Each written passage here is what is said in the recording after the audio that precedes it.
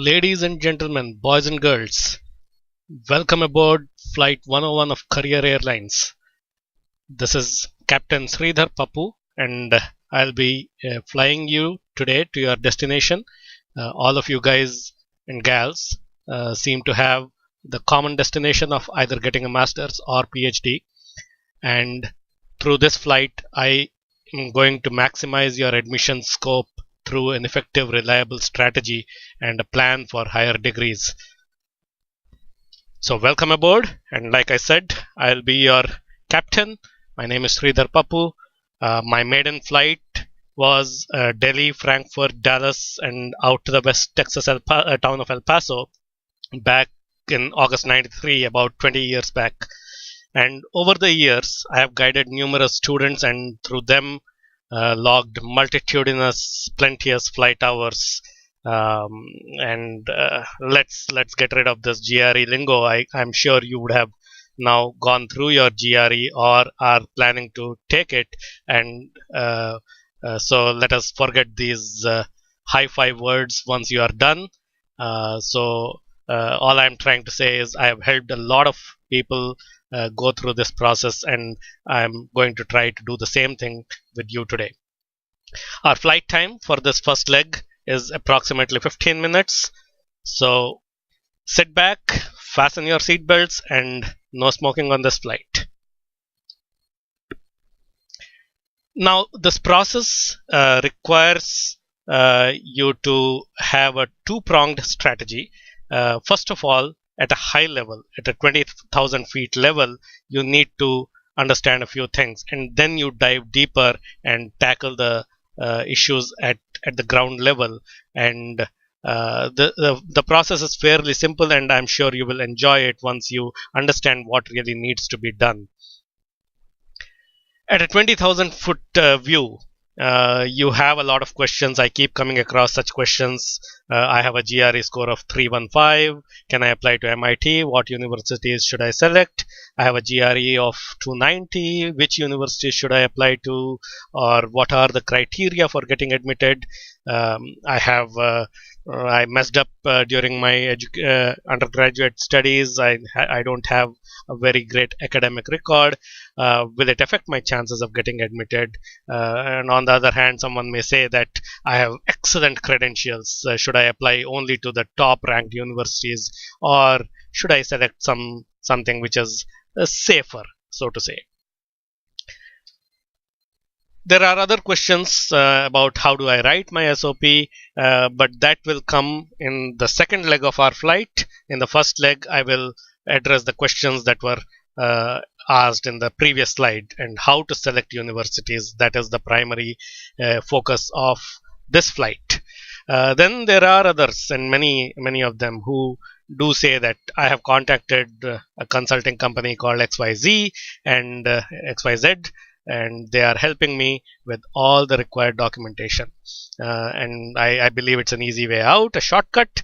So why should I bother and let you be my pilot on this flight? To which my answer is because there are some pilots for who the passengers are important, and there are other pilots for who the pilot is important, and you must choose carefully. I am going to be interested in your benefit, and I'm going to tell you how to do it yourself and not take any easy shortcuts, and enjoy the process and feel proud at the end that you have successfully achieved what you started on. The first question is, people have some universities in mind and they say, should I apply to that university or not? To which the simplest answer would be, do you know anyone with a similar profile as yours? And when I say similar profile, it is the same or similar college as the one you studied in, same or similar GRE scores, same or similar academic performance. And if any of those people have gone to that ABC university, and preferably in the same department, then that is the criteria you must consider very important. But more importantly, you have to address if they are doing well there or not. If they are doing very well there, then your chances are great. just apply. If they are not, I would say hold off. Actually, do not apply, because then there is a precedence set and people start feeling that people with your profile, your background are not the right people, and your chances will go down. So do not apply. But what if you do not know anybody with your profile studying in that university? And that's where the gist of this flight comes into picture. So what are the criteria to consider when you are trying to select the universities that you want to apply to? There are no surprises here. What is your GRE score? What's your academic performance, which is measured in terms of your cumulative percentage, or CGPA. CGPA can be on a scale of 10 or 5. So you need to understand what your academic performance is. Then you have to have some idea. You may not know exactly what is going to be written in your letters of recommendation, but you know who those recommenders are, and you will have a good idea whether they are going to talk exceptionally about you or very good about you. I don't think there will be any letter of recommendation that will talk badly about you, because it then doesn't make any sense. So if a person is going to give you a recommendation, it will be either pretty good or it will be exceptional. So what is it that you expect that to be is what you need to know. Then relevance of your work experience, if you have any experience after your graduation. If you don't worry. There are projects that you would have done. One you must have done during your final year, and if you have had some internships, even small ones, they are valuable. And if they are relevant to the research areas in the department or university that you are applying to or thinking of applying to, then that is certainly that adds a good amount of weight to your application package. If you don't have any of that, don't worry. I will show you how to select the universities if you don't have any of those. Then another important is the college you graduated from. So typically IITs have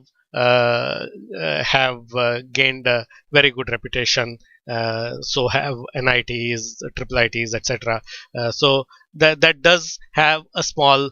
It does factor in to some extent when you are applying, and that is another criterion you must consider. Having these criteria, what you must not consider is that, oh, my girlfriend or my boyfriend has gone to the same university and that's why I want to apply there. No. Unless, of course, they have similar profile as I stated in step 1, and then you are welcome to go ahead and do that. But when you do get there, please focus on studies. Okay, the other things will come later. Now, having considered the criteria that you have, now this is where the final selection of universities comes into picture. And by this, I'm not talking about the exact university, but how you should spread out with respect to the rankings of the universities, how you should spread out your selections. So for example, if your GRE score is greater than or equal to 320 and you graduated from an IIT and your CGPA is greater than or equal to 8, and it doesn't really matter now that when you have such excellent scores earlier, but either exceptional or very good recommendations, both are going to be very helpful. And if you have some projects or work experience that is very highly relevant to the research area of the university you are interested in, then the way you should select the universities is, among the universities ranked 1 to 15, pick 2. Among the universities ranked 16 to 25, pick 1. Among the universities ranked 26 to 75, pick 3. And among the universities ranked 76 and more, pick 2.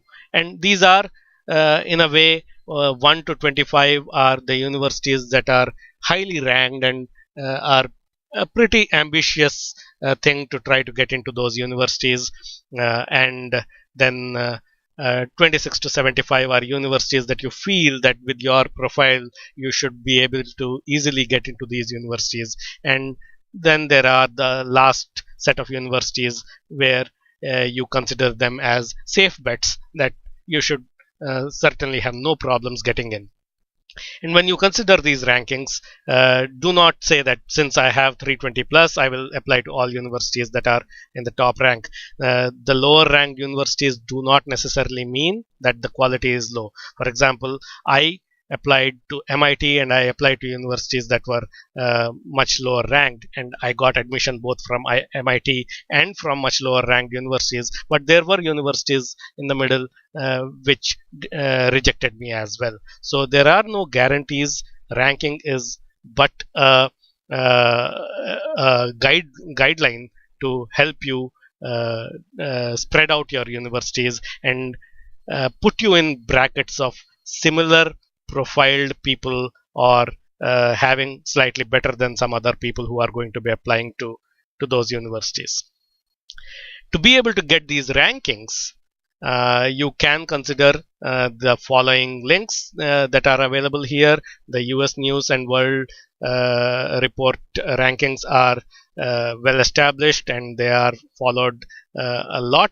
So that is where you can take. But then those are only US based rankings. And in the previous slide, when I mentioned 1 to 15, 16 to 25, etc., those were all US rankings. Now, if you are applying to non-US universities, and there are excellent universities all over the world, you have to consider the Times Higher Ranking, Higher Education Rankings, or QS World Rankings.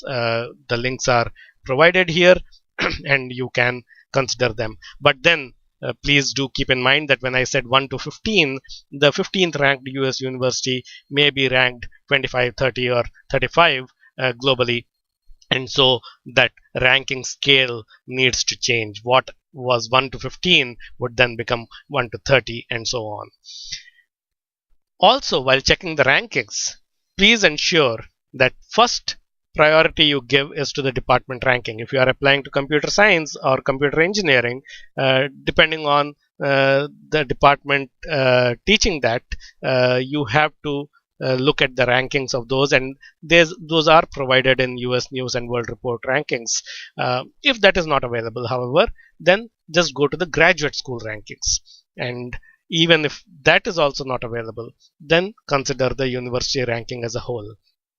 So that gives you a pretty good guideline on how to spread out your universities.